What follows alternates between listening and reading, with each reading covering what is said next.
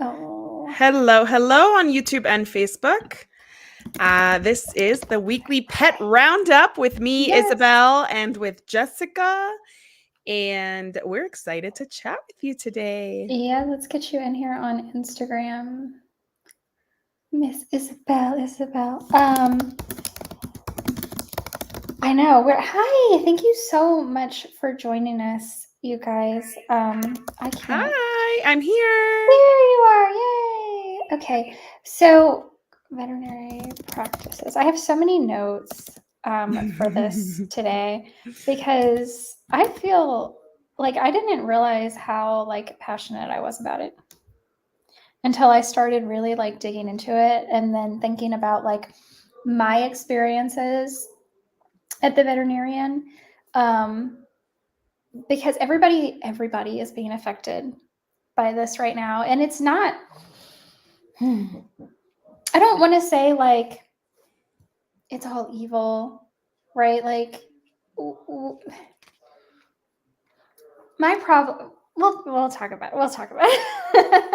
All right, for those who aren't familiar with what we're talking about today, we're talking about the corporate influx in the veterinary industry. So just corporate veterinary clinics kind of gobbling up independently owned veterinary clinics, and what that means not only for pet parents but also for veterinarians, because it's not always in their best interest either. So yeah, I mean, you could take off, girl. I mean, that's kind of one of the things that they try to make it really appealing to veterinarians. And I was actually listening to a couple of Dr. Judy's videos because I didn't realize when we scheduled this that this month, they all month long, Dr. Judy, Naturally Healthy Pets, has been talking about corporate takeover of veterinary clinics, veterinary burnout. It's veterinary appreciation month. Yes. Yeah.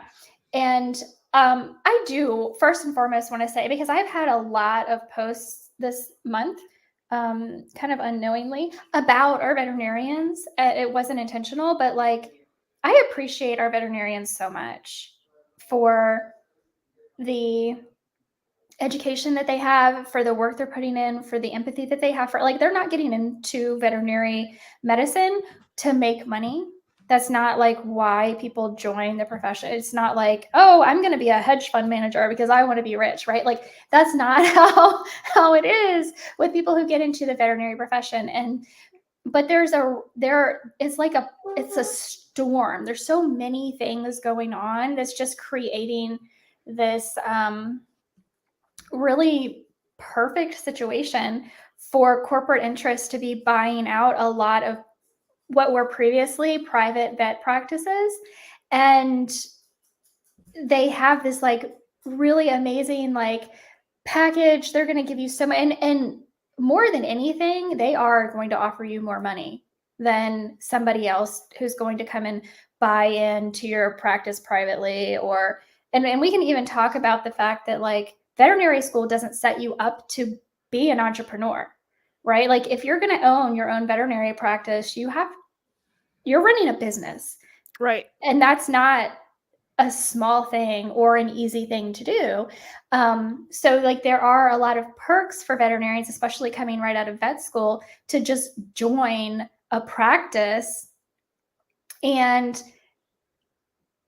they're an employee, right? I don't know about you. It's the same thing with our medical, human medical field. There are so many issues with corporate medicine. And I know, not to bring it all back to Dr. Judy, but her mom's in the hospital right now needing surgeries because she injured herself and broke bones. And it's I think they're making the best out of a bad situation because they're literally can't travel back home because she has to be in the hospital for months right now. And it is so frustrating because it's you can't get anything done without the insurance. Our insurance companies on the human side, our insurance companies are practicing medicine. Yes. They're not allowing doctors to practice medicine. And that's kind of the Which same. is illegal. They're practicing medicine without a medical license. Absolutely. But it's somehow allowed because lobby, corporate lobby. And when we look at veterinary medicine, take insurance out of it because that's not a requirement. It's a requirement in the United States for humans to have health insurance. It's not currently, who knows what'll happen, but it's not currently a requirement for us to have insurance for our pets. So take that out of the equation. When you're working corporate medicine, again, it's just checkbox medicine. This is what you have to do. This is what they're telling you you are allowed to do. They're only giving you access to these certain drugs because that's all they're stocking in the clinic. And they're saying XYZ. And if you don't do it the way the computer tells you to do it, you're docked pay or you're, I mean, that's just the reality of corporatizing something like this. So I don't want to completely take over. I have so many like statistics and stuff that I wrote down, but it's not my favorite thing in the world. Well, I think we should let's talk about, because it is Veterinarian Appreciation Month. Mm-hmm. Let's talk about what it means for them also, not only financially, but ethically, because from my understanding, a lot of these corporations are dictating how they practice medicine or veterinary medicine. So they're saying if a patient, feline, canine, any other species comes in with XYZ symptoms, these are the tests you're required to run on this animal. And so even though the veterinarian may find that one of these tests is not necessary or is, something that they would put off for later, depending on the results of a previous test, they're being required to follow these kind of standards of these like SOPs, right? And they are being forced to maybe charge a pet parent more than they're comfortable with, knowing that may not be the best course of treatment. So that's a huge ethical conundrum for anybody who cares about the pet parent, the pet parenting relationship, all the rescues that are in desperate need of homes, but we can't afford to find them homes because veterinary care for rescues is impossible. People are not adopting as many pets because of the recession, because of uncertainty, financial strife. And so now we're adding more expense to the veterinary care instead of less because of maybe unnecessary treatment. That is unfortunate. And that is really hard for somebody who went into this to help people and pets. Like 99.9% of veterinarians went into this profession because they truly have a heart for pets, for animals, whatever they specialize in. That's where their heart lies. They did not go in to overcharge people for nonsense. And like they're being forced in many cases to do that simply as a SOP, as a preventative to liability, something along those lines where it protects the corporation, but it doesn't protect the heart of the vet. It doesn't protect the vet pet parent relationship, and it doesn't protect the pet parent pet relationship either. So to me, that's like where we start with, if we appreciate our vets, we need to let them be vets. We need to let them do what they went to school to do. And we need to empower them no matter what practice they operate out of. We need to let them be vets. And when a corporate system is getting involved in their practice, it comes back to the same thing you were saying about insurance companies. Now the corporation is practicing medicine, which they shouldn't be. They should be hiring veterinarians and giving them full empowerment to do what they train to do. So that to me is my biggest like soapbox moment. It's like, get out of the veterinarian's head, let them practice medicine. Don't force them to do superfluous things that they're not really interested in doing or don't see the benefit of. And let's try to keep these costs down so that we can actually help those that need it. Those tests are there. We can do them down the line. But if you're forcing them to like just check boxes, like you said, it's going to impact so many aspects of pet care. And it's really ultimately going to hurt the pets, the vets, the pet parents, period. Yeah. And just to kind of give you an idea of what is actually going on, for me, I know, I can call a veterinary practice and simply ask the question, are you privately owned or are you corporate owned? You could probably find this information on their website, but you can ask.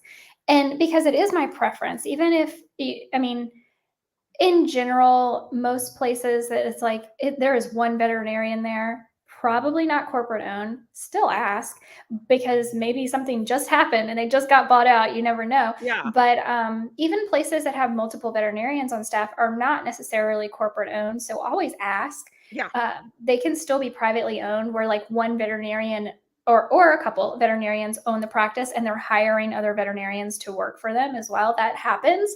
So just to kind of give people an understanding and a baseline of like what you're looking for, like ask. And normally you're gonna kind of get the feel when you walk in.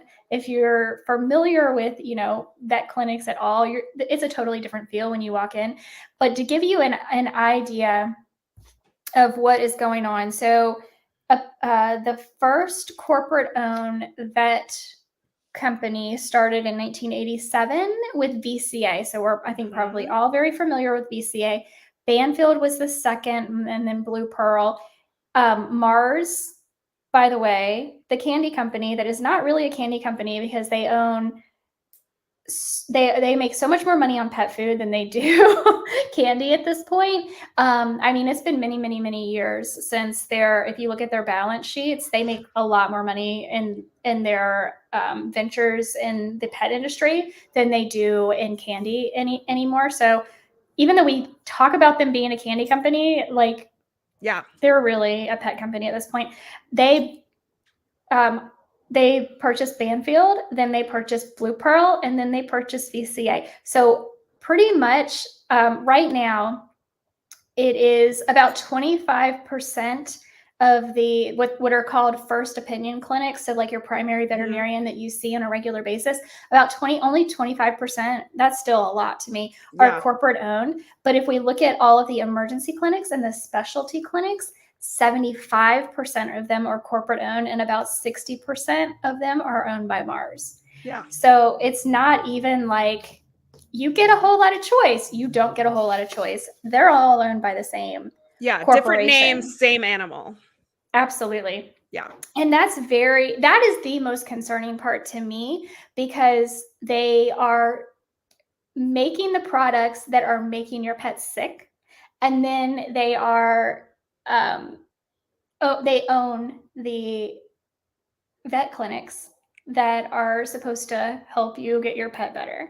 So they're just they're taking it on both ends. They don't have incentive either way. Yeah. To do better for your pets. Right.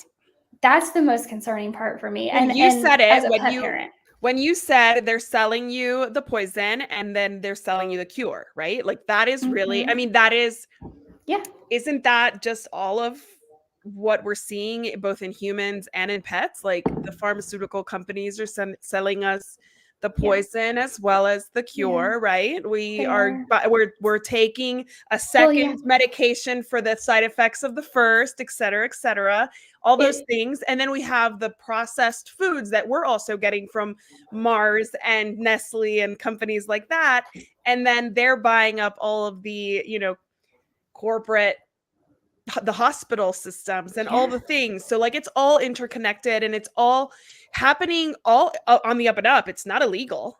Right. It's not necessarily a monopoly yet. Right. And not only is it not illegal, the FDA, the Food and Drug Administration, is responsible for both the food and the drugs. Again, even our government is in control of both the poison and the cure. Exactly. Right? So there is no incentive either way around, which is why, in my opinion, it is so important to do our research and to seek out private practice. Yes. Because the more we support private practice, the more we can keep private practice in business. Yeah. And so that to me is why we're having this conversation, not just to be, come on here and like, oh my gosh, this is horrible, blah, blah, blah, blah, blah, this, because it is not great in my opinion. It's not in our best interest, that's for sure. But what can we do about it? Right. And we have to speak with our wallets. That's the only way anything ever changes, no matter what we're talking about.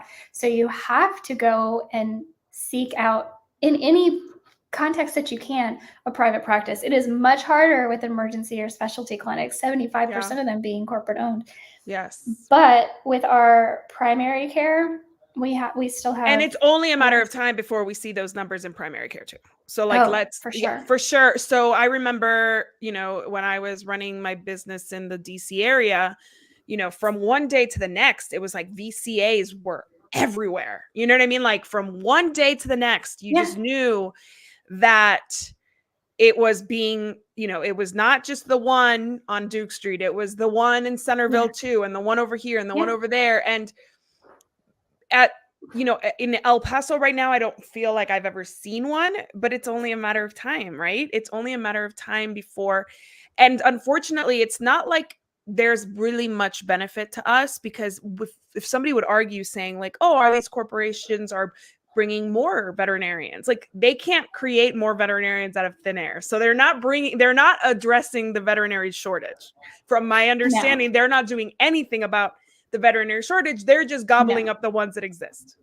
Yes, they are not doing anything about the veterinary shortage. And if you listen to some of the more prominent veterinarians like Dr. Judy Morgan, granted she's retired, but she did some videos this month where she was basically just reading what the AVMA has been writing about. And in a lot of cases, these corporations come in with these big, beautiful pictures of what your life is going to be like when they buy out your practice or blah, blah, blah, whatever. And it really turns out not to be the case. Like, you think you're going to get more time off, or you're going to get more vacation, or whatever it is, because the reality is that vet med is still primarily women driven. Like, most veterinarians are females, which is really, really interesting, because Dr. Judy also said that there are far less women-owned private practice. So like, even the private practices that are operating are still primarily owned by men. So, and the reality is that women in vet med still make less than men, and they don't have maternity leave. And that was kind of what we started with talking about. If you are going to be a veterinarian in private practice, more than if you're going to own your own practice, you have to also you're a business owner. And that is not something that is taught to anyone in vet school. I mean, it's not taught to anybody in any schooling, I don't think. Like, it's really like a sink or swim situation. Hopefully you have a good mentor to help you figure it out, or else you're just going to kind of, or you have that business stamina, right? Like that business sense. Like, some people are born with it, some people are not. And some people don't really know, as somebody who owned a business for 12 and a half years, like, people have no idea that the business owner has to do it all. Like, you are the accounting department, you are HR, you are the customer service face of your business. You are everything. And when it comes down to what a veterinarian goes to veterinary school for, it's to work with the animals, it's to save the animals, it's to help the animals. And so of course it gets to the point where they get burnt out, just like with any small business. And they have so many more challenges than small business. I mean, think about, like, compare it to like a mechanic shop. Like, they're not dealing with life or death most days. They're dealing with a physical, asset, a car. They give you a price. You want to tow the car to somewhere else, buy.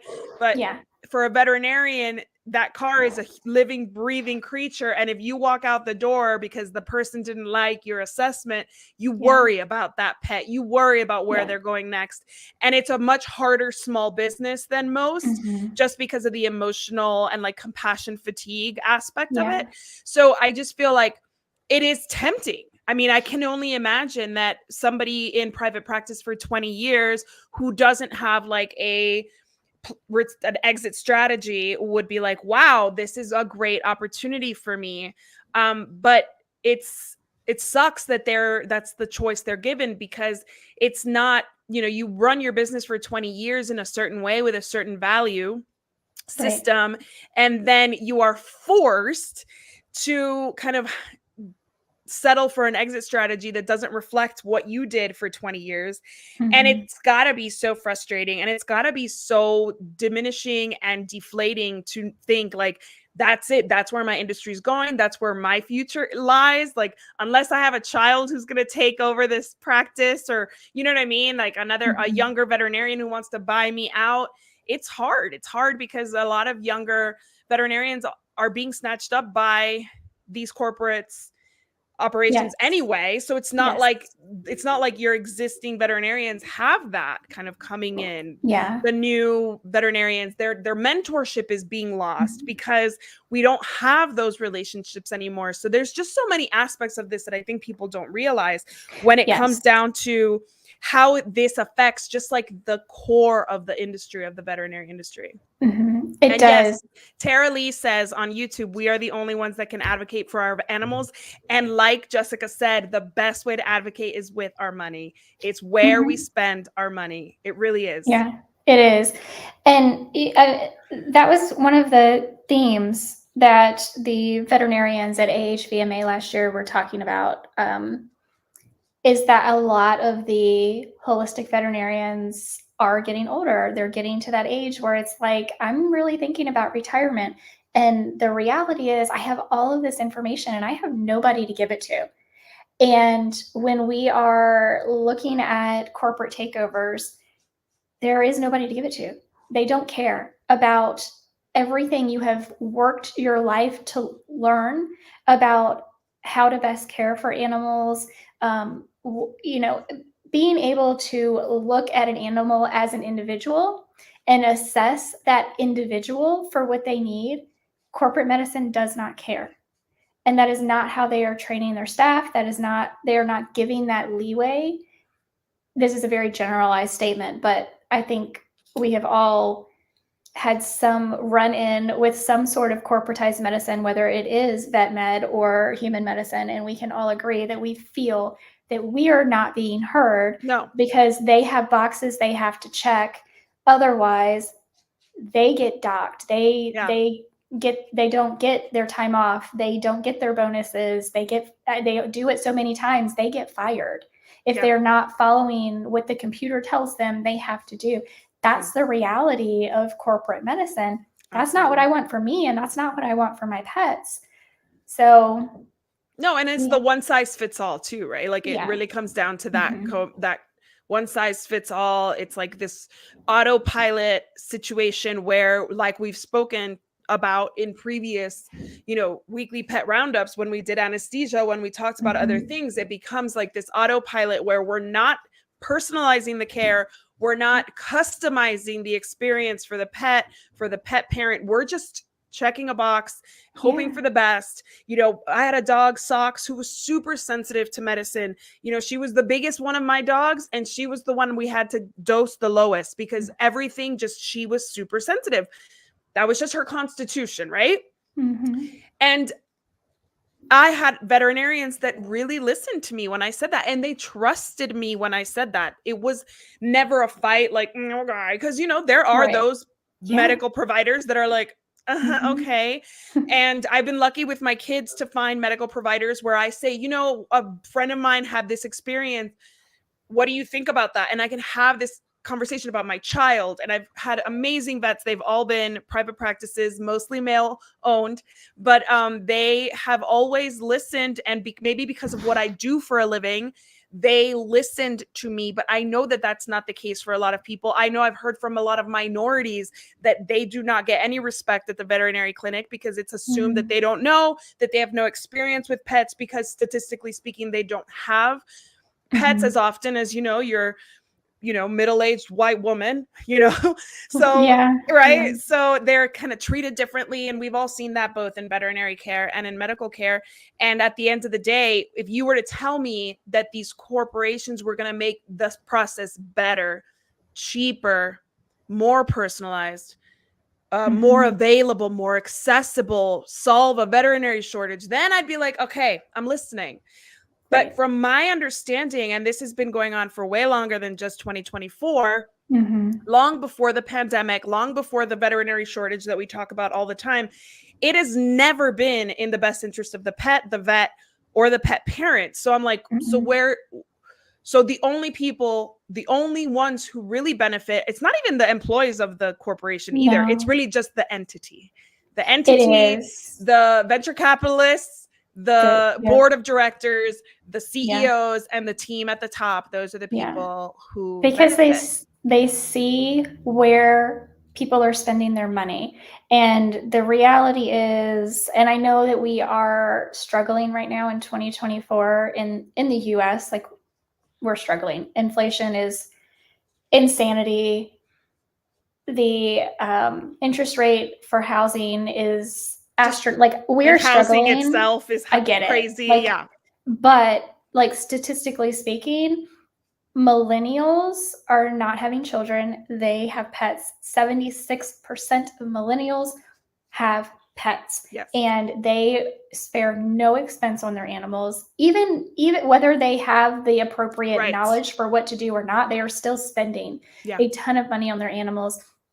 People who had their kids, they're grown up now, their pets are their kids, they spare no expense on their animals. They're the best. Those were my ideal clients were empty nesters or young professionals. They were my ideal clients because those were the ones who needed the dog walking and the pet sitting because they were still living their life, but their pets were their like primary focus. So yes, they're the best. And they are, do you have statistics about how many or any ideas of how many like of the millennials are really being kind of starting, they get a pet and they go straight to a Banfield or they go straight to a VCA? Because I know they make Banfield and them, they make it really attractive for that first time pet parent who doesn't really know. They give them packages and you pay monthly and you have preventative care and you have the vaccines and they make it really attractive.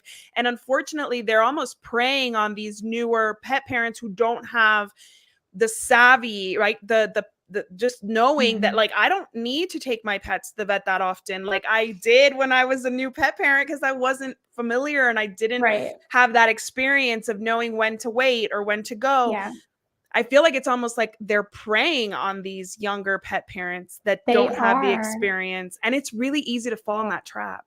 I don't know those numbers specifically, but I do know that in one of Dr. Judy's videos, she said that from the start of the pandemic, so 2020 up until probably the end of 2023, beginning 2024, the number of pet insurance policies doubled. Yes. Like active pet insurance policies doubled. So it is a concern. Like people realize that they are spending so much money at the veterinarian that they want insurance in place, which again, I'm not saying is right or wrong. It is indicative, like to me is like, okay, we definitely are not focusing on preventive care at all if we're putting all of our eggs in the insurance basket. But I mean, that's just our society like that. Right. Well, and it's also like it's very black and white, right? Like a lot of people and the veterinary medicine, like the veterinary industry tends to be very black and white. Like you and I are very gray. There's a lot of gray in our conversations. There is so much gray in our belief and value systems. There's so much gray, but you go to the vet and the vet's going to be like, definitely get insurance because they have seen the worst case scenario where it was a huge, I had an employee, and this is not related to my business at all. She had to take a few days off and we were like, what's going on? She's like, I took my dog to a park and he got impaled, right? Healthy dog impaled. That's the kind of tragedy. I mean, luckily they were able to save the dog somehow. She managed it beautifully. She was very young at the time. But these are the things that veterinarians see and are like, yes, get that pet insurance. And then we just kind of leave that pet insurance for years and it starts getting more and more expensive. And we're going to the vet less, but we're still scared to let it go. And so there's a lot of black and white where these corporations, that's where they live, in the black and white. This is the schedule of vaccines you have to have. So if you do this, a la carte, this is what it's going to cost you. But if you join our membership, you're going to save all this money. But the pet parent doesn't know that maybe they don't need that booster. Maybe they could do a titer for $50 and decide they don't need that. So Yes, better insurance, nutrition provision says vet insurance doesn't like to cover real preventative care. Exactly. So no. you're thinking that this is preventative, but really what you go into, when you go, it's like, oh, it's vaccines. That's the preventative care that they cover. And maybe like a once a year, like look at your teeth and take their, take their blood work. And that's it. So it's really easy to fall into that trap, and it's very easy to be convinced because of that black and white. This is right, this is wrong, where savvy pet parents are like, okay, sure. Like, right. That's not for me, but thank you. Yeah. Well, and I think people that do what we do or know what we know, or that are in the healthy pet space, they are more like, there are still people that certainly advocate for pet insurance and that have pet insurance. And a lot of that is because they have done their homework and they know that there are some insurances out there that will cover acupuncture and different things like that because their pet does need it regularly. But not all of them are like that. And certainly if you're not like that Banfield insurance, and I don't have any problem calling them out. The wellness plans. Yes, that is, oh my gosh. If I could only like pick one to despise, it's Banfield. Yeah. It's really funny because in the DC area, when I was, actively a professional pet sitter running my business, my employees were taking care of thousands of pets. So many, like when we went through the profiles, Banfield, because they would register with us, and we always asked the vet, and it was Banfield, and it was always the really responsible pet parent, the pet parent who found the pet sitter, the pet parent who knows their pet can't be left in a crate for longer than 6 hours, the pet parent who's doing it right. Yeah. And it was always the Banfield, and I'm like, why? There's a fantastic vet. And I'm nobody at that point. I would never have said, change your vet. That was not my place. So I never said anything, but I was always thinking to myself, you're like closer, your address is closer to this amazing vet than it is to the Banfield, but you still fell for the Banfield wellness plan. Right.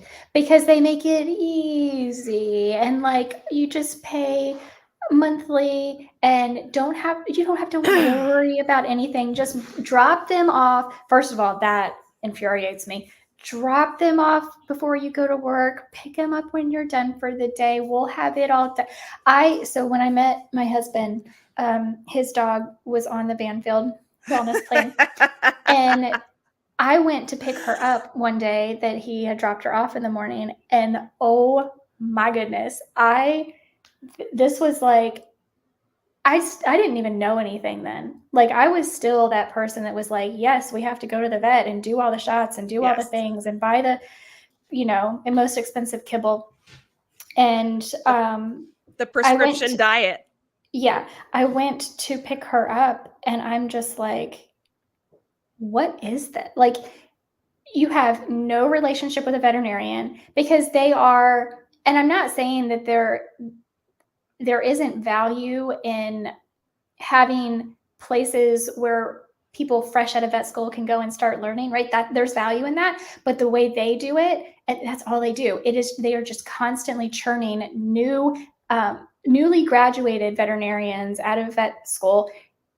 There's a constant churn. You have no idea who is seeing your pet, who is touching your pet, who is doing what to your pet. You do not build a relationship with a veterinarian. Because by the time you bring your dog back, guess what? That person ain't there anymore. Person, yes. And I picked her up, and I asked, because she had this spot on her that she wouldn't grow hair. It was like a round spot. And I'm like, what is that? And they're like, oh, it's a vaccine reaction. And I'm like, it's a vaccine reaction? You know this, and you just gave her more vaccines today? Oh yeah, it's part of the plan. You've already paid for them. Don't worry about it. Yes. I don't care about if I paid for them or not. Yes, let's delay them. My pet's health. Exactly. Let's delay them, because that would be the best thing. If I've already paid for them, yes, you owe them to me, but do you owe them to me today, even though the insert says do not do vaccines when somebody is ill? They say if you are not familiar, the insert says that for veterinary vaccines and for human vaccines. That's why they ask you, like every time I go get my allergy shots. So these are not vaccines. These are allergy shots that I get every week. They ask me, are you sick? have you recently been vaccinated? Because they recognize that my reaction could be much more serious if I say yes to any of those two things. But of course, you know, because our pets can't speak, right? It's like, we'll see what happens. If you've had a vaccine reaction, you should never get that vaccine again. Period. Yeah. Period. Yeah. Like, you had a reaction. Yeah. No. And actually, luckily, my reaction was so quick that I did have my doctor say that to me. The problem is when, like your dog, the reaction was not that huge. Right. That's the problem, is that if it's not life and death, oh my, well, you see, but it's slow. But it's slow. It was slow. That's the problem. It's years. So that's the problem, is if it's not, because my vaccine reaction was so instant and so bad that it was like, clearly we couldn't deny it. Yeah. Even then, it was not reported to VEERS or anything like that. So that's another conversation for another channel, because this is a pet channel. But we have to have some kind of savvy. And actually, Raw Pod Ventures just said, today is not about pet insurance. It just kind of goes hand in hand with the corporate, influx of veterinary clinics in the United States. But she said that her client yesterday told her that Pets Best Insurance won't cover the pet unless they're up to date on vaccines and they don't accept titers. So before you get any kind of wellness plan, any kind of insurance, make sure that they fall in line with your value system so that you don't find this out later. And if you decide that like for me, I did get pet insurance for Van Gogh, and it's a minor expense every month, but it is still an expense. And you know why I don't get rid of it? Because of fear that something terrible might happen. And it's totally, and I 100% recognize that it is a fear motivated decision. It is not based in my understanding of veterinary care, what he needs, how he's doing, the risk factors that he's exposed to, all of that. He doesn't need all this stuff. But because I'm scared of the worst case scenario, that's why he has pet insurance. And honestly, I'm sure that it does not cover any kind of acupuncture or holistic wellness. It doesn't. And that's really important, that we need to remember to make sure that whatever we sign up with, whether it's the veterinary clinic, whether it's the insurance company, whether it's a dog trainer, pet sitter, make sure that you align, your values align, because that is the best way to protect yourself from a disappointment like what Raw Pod Ventures client experienced. Yeah, two things. One, again, insurance company practicing medicine should be completely illegal. Two, when I was looking at getting insurance for my pets, I decided that it was not going to cover anything I needed it to cover. And then again, I do not vaccinate anymore. I will titer test my dog. I have titer tested my dog. I'm done. I don't need to do it anymore. Yeah. Right. So what I decided to do was whatever I thought I was going to be spending a month on insurance, and I actually don't even do as much as it would have actually cost me with all of my pets. I have an auto draft from my checking into a separate savings account. That's what we should be doing. Yes. And whatever that, it just automatically goes. So whatever I would be spending on that pet insurance, it covers throughout the year. I just let it accumulate, and it covers all of their annual stuff. Like, that's awesome. I pay out of it. Yeah. So for me, that has what has worked. But I mean, there still are going to be things that come up that you're like, should I have had insurance? But again, if you are at all holistically inclined and they are not, like, you wind up with a $6,000 vet bill and you think that it is covered, but then they go back and say, oh, your pet didn't have a rabies vaccine or whatever it is, or a Bordetella or whatever the F they want. Right? Whatever they're using. They're not going to cover it. So what is the point? Yeah, Tara Lee on YouTube says she has a pet care savings. And actually, that is what financial advisors often recommend. So that is not something that, Jessica is just saying, like, take this risk and do this instead. No, like, that's actually financial advisors will. I know Dave Ramsey says that. I do believe that I had budget dog on my show a couple, maybe last year, and he was of the mind that, yeah, like this is a smarter way to do it, would be a pet care savings account where you just contribute every month. And obviously, you know, it's always a very personal decision. If you have a special needs pet that you adopted knowing had an existing illness or something, maybe that's a different conversation, but we're talking about for everybody. And for me, if I had to tell you, I would be like, after a certain age, it does not add up because they charge you so much as they get older that you need to cancel that plan and do something else. I mean, I think the first year, if you're a new pet parent and that gives you peace of mind, by all means do it. I think it's great, you know, because you will go to the vet probably more often the first year than ever. I don't know if there's statistics about that, but I can tell you from experience that, you know, first year pet parents, you know, they might have grown up with pets, but it's their own pet now and they're responsible for it. And they probably don't have kids yet. So this is like that experience of I'm caring for another being. It can't tell me that its stomach hurts. So now I'm like super careful. But yeah, after that, I mean, especially for older pets and for multi-pet households, pet insurance can be so prohibitive. And bringing it back to the conversation at hand, I think we have to remember that when we support local businesses, and I just wrote a blog about, you know, supporting like an app-based dog walker versus a local-based dog walker, you know, a technology company versus like a family-owned boutique business. And it's the same thing. This is the same thing. You're supporting either some like big wig, you know, on Wall Street versus like the veterinarian who has dedicated their life to your community from day one. I can think of my veterinarian, Dr. Martinez, here in El Paso. She is a single person practice.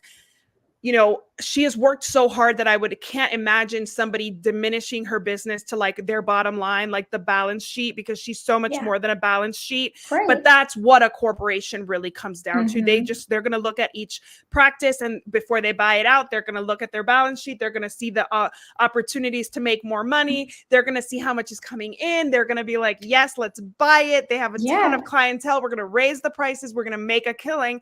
Whereas my doctor is every day just trying her hardest to keep costs down. And whenever I, you know, don't need meds, like when Titan passed away, I had a bunch of meds. I took them back, and she like gives them to families that, you know, I've already paid for them. I don't need them. I give them back. She gives them to families. So remembering that when we support a locally based business, we support that person, we support their family, we support the veterinary, the vet techs in there, the receptionist, the office manager. My vet doesn't have many of that, like all of that. She has like 2 vet techs, and they kind of take over, you know, like administrative duties as needed. But you're always supporting that local based veterinarian or business because it's in everybody's best interest, including your community, because these are the vets that are, you know, in Louisiana, our vet, Paws and Claws, shout out in DeRidder, Louisiana.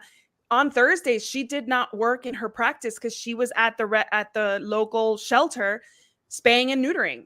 And that is what she did on Thursdays. And like, very rarely are you going to see a veterinarian in a corporate office or corporate owned practice getting that kind of leeway, because she was giving up money. She was giving up money for her own spay and neuters at her own practice because she was at the shelter spaying and neutering the homeless animals or treating for heartworm or whatever it is that she was doing every Thursday, literally every single Thursday. So remember, it's not just about, you know, monster corporation is bad.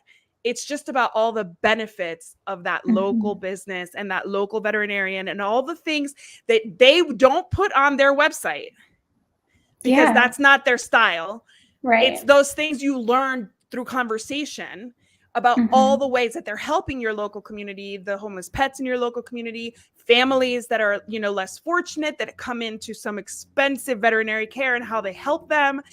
There's so much more to it than just, you know, big business versus small business. It's just smart business to go with the local. It always is for your local community, for local jobs, for local everything. You know, those veterinarians that are being hired, you know, in Northern Virginia, they could be transferred at any moment. Dr. Martinez has been in the same location forever, and I hope that she will be there forever. I know that's not possible. She's still very young, so she will be there for a long time, I hope. And, I'm not worried that she's going to pick up and move to another location to be like head vet. She's already head vet. She's the best vet. Right. Well, and that kind of brings me back to what we were talking about earlier. Like, yes, call and make sure when you, like, if you're looking for a new veterinarian, ask if they are privately owned or if, if they're corporate owned. That is something you should be asking. But making that connection, having that relationship with your veterinarian is so, so important. Are you okay? Okay. I'm like, I looked away and then you weren't there. I'm back.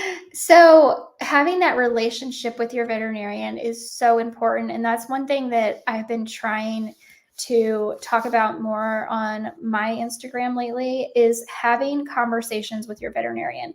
Even if they are uncomfortable for if it's uncomfortable for you to ask questions or to feel like, the reason you ask questions is because you don't know the answer generally. Of course. And that's okay. But to have that relationship with your veterinarian, and that kind of leads me into one of the reasons why, or one of the things we can do to help our veterinarians so that they don't feel so strongly pushed into corporate buyouts is creating that relationship with your vet, being able to have respectful conversations with them, asking questions and getting hopefully the responses you are looking for, and understanding that if you two don't meet eye to eye on things, especially if you have like a more holistic viewpoint and they do not, don't argue with them. Just say thank you and leave and go find somebody else. Because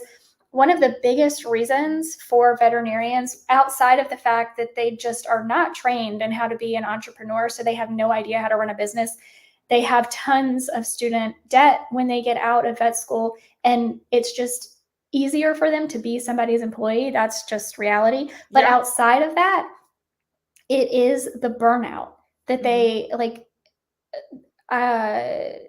I have said before that I think veterinarians have like the highest suicide rate of any career. I think it might actually be second to air traffic control, but whatever. No, it used to be. It switched. Yeah. It switched. It used to be. When I was growing up, I remember hearing from my parents, because I worked in the airlines right out of high school, and we always talked about how the most stressful job is air traffic control. And they had the highest suicide rate, I think, in the 90s. But today it is veterinarians. Yes, it is veterinarians, and it has been veterinarians for a really long time. And that's why we always are so careful to be like, this is not poo on your veterinarian conversation for no. I don't want Instagram to like bleep me out. It bleeps out when I use the S word. Really? But yes, I don't know why. But this is never a talk bad about veterinarians conversation. On the contrary, it's find the veterinarian that there is that relationship where you can respect each other, even if you don't agree on everything. My veterinarian and I do not agree on everything. But she kind of, because she's known me, she kind of looks the other way. When she first met us, we were feeding homemade raw. And at first she was like, and then my husband, he found her. So shout out to Chris. I don't give him a lot of credit, but shout out to Chris because he found her, and she came to the house because we had so many pets. And he, instead of just being like, let me explain it to you, he was like, come here. And he showed her all of the ingredients, how we kept them, the freezer where he kept it, the big silver, industrial kitchen thing that he mixed it in. He showed her everything.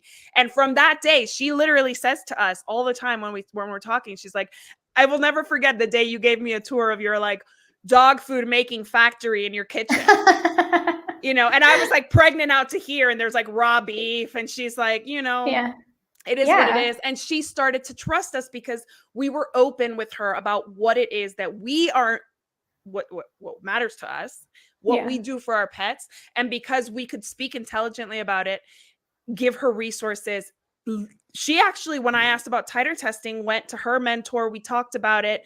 She was like, it'll work for everything else, but not for rabies. And these are the considerations legally that you need to think about. We had that whole conversation. And to this day, the only vaccine we ever do is rabies, just because of that legal consideration that, you know, everything else she's never even asked, because she knows where we stand. She's good, because we have old, like, Van Gogh's new, so he's like, you know, recently vaccinated and he's young.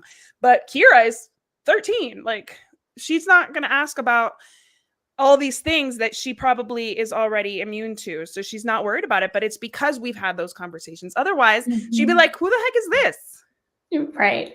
Yeah. Yes. So yeah, build a relationship and be respectful. Always. Ask your questions, but be respectful. Expect to, you know, respect in return, of course. Of course. But because I think they have such a high rate of burnout. It's emotional. It's also very physically taxing on them. Like, I mean, they're not. And it's more dangerous. I mean, they could have. So from my understanding, and this is old information, so this could have changed. But I remember in like the mid 2000s being told by somebody whose child was trying to get into veterinary school that it's harder to get into veterinary school than it is to get into medical school. Okay. Harder to go the veterinary route than the medical route.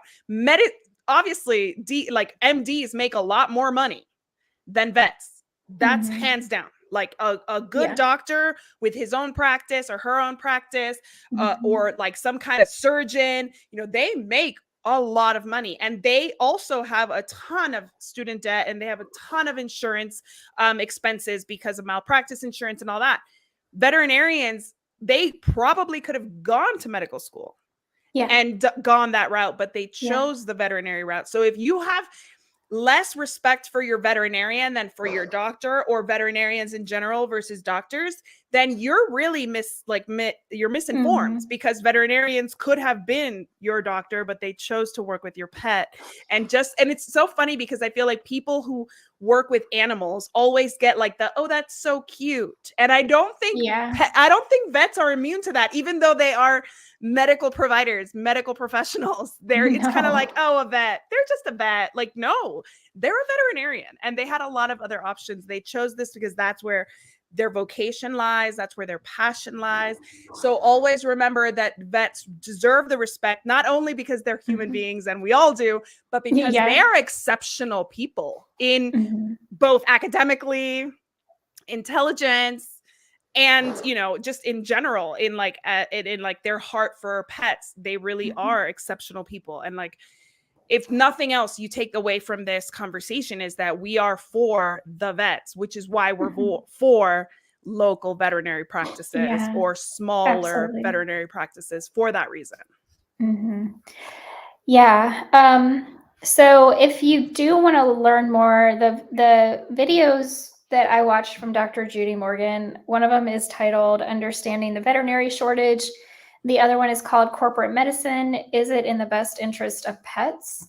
Highly recommend those. And in case you're just joining us at the beginning, we talked about how Mars bought out Banfield, Blue Pearl, and VCA, that 75% of emergency and specialty clinics are corporate owned. 60% of those are Mars.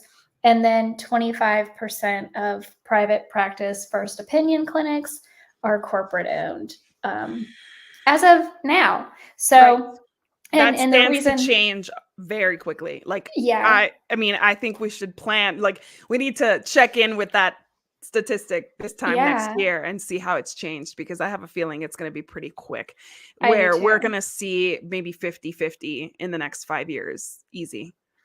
50% private owned, 50%, corporate owned. Easy. I can totally see that. Absolutely. But again, it is very, like,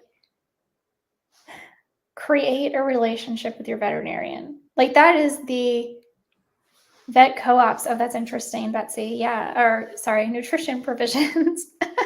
I think co-ops are amazing for so many reasons, because they are they're for the people, by the people, right? Yes, Like, exactly. so that would be fantastic. But the bottom line is, so many of our veterinary clinics are owned by Mars. Meanwhile, so much of the pet food space is owned by Mars, and it just doesn't make sense for the well-being of our pets. Or for our pocketbooks, or for any of it. Like, it doesn't make sense for any of it. And like, again, if I were to be told like, oh, it all sucks, but prices are coming down, then I'd be like, all right, well, let's think about that. But that's not happening either. So there is really no saving grace in this, progression. And like we said, and Tara Lee said, we're the only ones that can advocate for our animals. And that is mostly by where we spend our money and how we spend it. Yes, absolutely. Thank you, Tara. So please, thank you. Yes. So please have have open, honest conversations with your veterinarian. Be respectful, support your private practice veterinarians. That's the bottom line. That's all I got. Yeah. No, look, when in doubt, shop local. And that includes your vet. When in doubt, just do it. Just do that way, because that is going to ensure that you keep your money locally. You support the local family that's been behind that veterinary clinic, your pet stand, to make a relationship. And I mean, we could talk about all the benefits for your pet of having the same vet all the time. My pets already know Dr. Martinez. They're comfortable with her. I trust her. They know that my energy is calm with her because I know her and love her. And going to the vet is not heavy or stressful. So it's so much better for everybody involved that I can't thank you so much, Nutrition Provisions, for saying that this talk has been great. I mean, I think we're both really passionate about just doing the best for our families and kind of just being savvy, knowing what the best thing is for us before it's too late, before we feel committed, before we've signed up for a wellness plan that is nothing but a bunch of BS, like before. So if you have any friends who just got pets, send them this, tag them here, let them hear what we have to say. If you hear anybody talking about the Banfields of the world, let us give them another option, because there are other options that we believe are better. So that is something that we'll ask as a favor. And if you have any topics you want us to discuss in future weekly pet roundups, please let us know. Obviously, we love to talk about them. So you can message me or Jessica, the Pet Parenting Reset, Covered in Pet Hair, and make sure you tune into our podcasts. We both have podcast episodes every week, completely different. She's holistic. I'm boozy, but we both love our pets. And we both want the best for the pets of the world. So that's why we do what we do. So thank you guys for joining us. Yes, thank you so much. And we can't wait to see you again next Monday. Yes. All right. Bye, guys. Bye, everybody. Okay, where are you?